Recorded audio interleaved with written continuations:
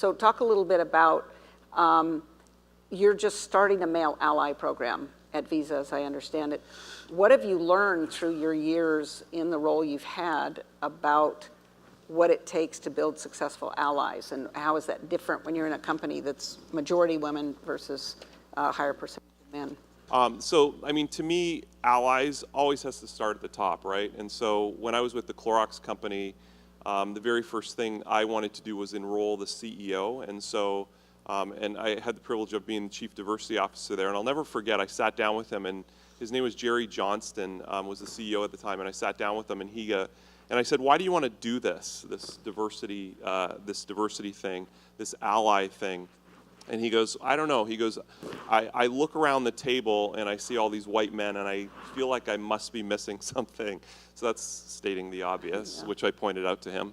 But you have to start with obviously leadership. And I'm not telling you anything that you don't know, but how do you enroll and identify? I refer to them as lighthouses, right? There's individuals in an organization who can clearly be lighthouses. How do you tap into those individuals, leverage them in an incredible way, and then move forward?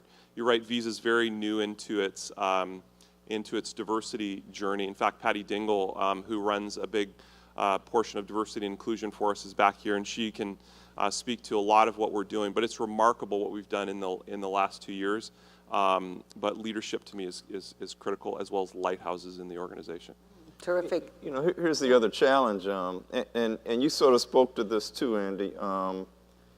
You said, yeah, we're trying to do mentoring, and we have these programs in place, and we're doing a lot of things in diversity to try to move people along. And oftentimes that is titrated down to, well, you know what, we're going to do a special program for women.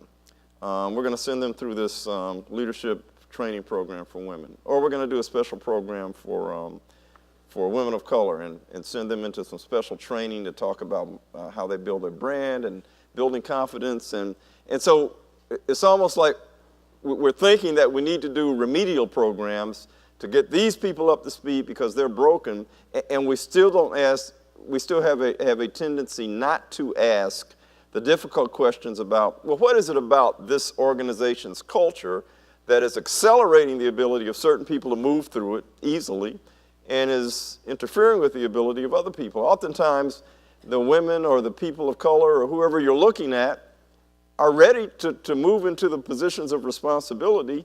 The organization is putting barriers in place that are in the water that everybody's swimming in that we just haven't addressed or we aren't recognizing.